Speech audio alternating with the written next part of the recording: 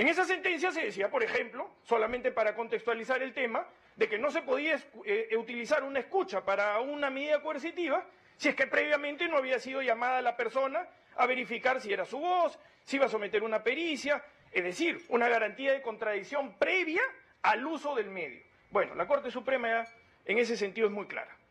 En el caso Cuellos Blancos, la detención preliminar solamente se decide con las escuchas telefónicas y el informe de la fiscal correspondiente del caso. Más nada. Eso genera otras inferencias lógicas deductivas, que sí, es posible discutirlas también a un nivel ya de razonamiento lógico deductivo de por qué los conceptos de obstaculización y de fuga están orientados también hacia la gravedad de la pena y a la pertenencia de una organización criminal, como lo dice la Corte Suprema de Justicia de la República, como lo dice además uniformemente la jurisprudencia de otros sistemas también. Así vistas las cosas, la declaración de la plana mayor de Odebrecht, que en etapa preliminar ya forma parte de esta investigación, es decir, Marcelo Bahía Odebrecht, Jorge Enrique Simões Barata, Antonio Mameri y Fernando Migliaccio en una dimensión diferente pero también coherente con la explicación, todos ellos dan la necesidad de que el Ministerio Público en su averiguación de la verdad tenga que continuar haciendo su trabajo, porque de eso se trata. No se trata de selectividades, se trata de lo que la investigación va arrojando en el camino. Y no podemos vendarnos. La ley es igual para todos. El Ministerio Público recibe esos testimonios, los recaba con garantía de contradicción en etapa preliminar, cosa que no suele suceder incluso. Suele ser esta más bien una situación atípica, por la abundancia de elementos que existen o de actos de investigación que existen en una etapa preliminar. Más bien eso es lo inédito. Lo inédito resulta ser la abundancia que existe en una etapa preliminar, que suele ser una etapa más bien de absoluta inmadurez. Y por eso la ley es flexible y exige poco, razonablemente poco, porque estamos sometidos a la judicialidad. Pero no quedamos en eso, más allá del detalle de lo que se pueda decir en todas estas declaraciones, que han sido bastante coherentes.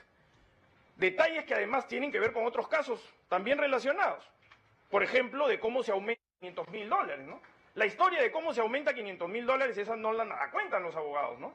De cómo surge la necesidad de tener que aportar $500.000 más a la campaña de la señora Keiko Fujimori. Esa parte no nos han dicho nada.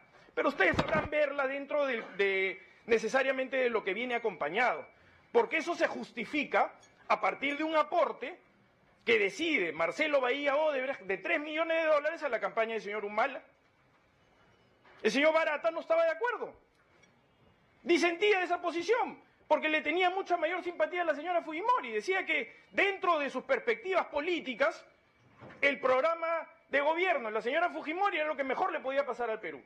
Y que de ninguna manera debería dársele dinero al señor Humala. Pues el señor Humala era un candidato que más bien propendía a tomar medidas relacionadas con un proyecto político, institucional y democrático diferente. Eso lo dice Barata. Ustedes lo van a poder leer.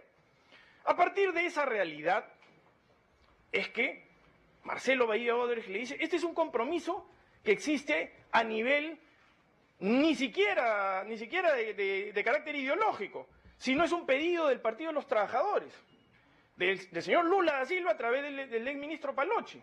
Y el señor Marcelo Odebrecht le dice, esto no se puede dejar de cumplir.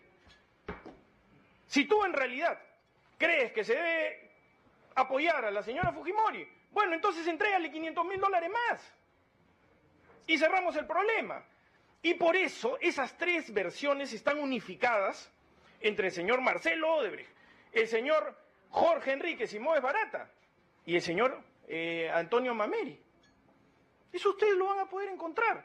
Por tanto, los tres claramente sitúan dentro de la información que ustedes pueden acceder, sitúan claramente el financiamiento de la campaña, de $1 millón entregados a la campaña de la señora Fujimori por intermedio del señor Jaime Yoshiyama Tanaka y del señor Augusto Mario Bedoya Camere, y $200.000 a través de la CONFIEP, que eso es un asunto que también está claramente comprobado, porque la propia CONFIEP así lo ha admitido.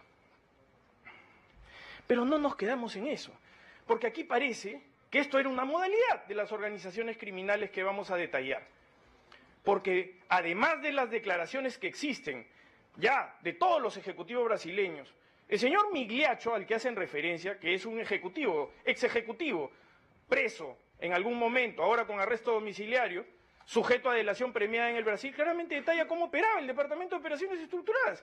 Y dice claramente que él nunca conocía a las personas que eran los beneficiarios del dinero, sino que simplemente ejecutaba las órdenes de los líderes empresariales, en su caso y en su momento, lo que fue la orden del señor Antonio Mameri.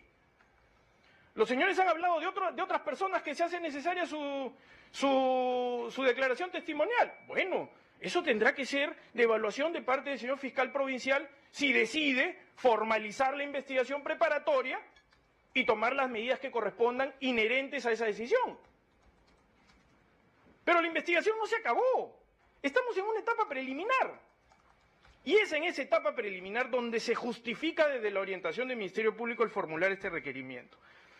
Pero la modalidad de la organización criminal parece ser algo que termina siendo casi un modus operandi. Porque vemos que hay algunas cuestiones en común, de las cuales no nos han dicho absolutamente nada tampoco. Nada, ni una sílaba. No nos hablan ni una sílaba de todas las personas que han declarado en el Ministerio Público que no han aportado el dinero en el que figuran en sus rendiciones de cuentas. O sea, aportantes falsos. O personas que dan una explicación diferente a sus aportes. Por tanto, nuevamente se revela la necesidad de auditar los llamados informes referidos por alguno de los abogados patrocinantes respecto a estos certificados de buena conducta que expedía la OMPE, que ya sabemos ahora, ¿no?, dentro de su estructura orgánica propia, todas las deficiencias y problemas que tenían, por decirlo menos, y que no se trataría más bien también de actos dolosos en su oportunidad.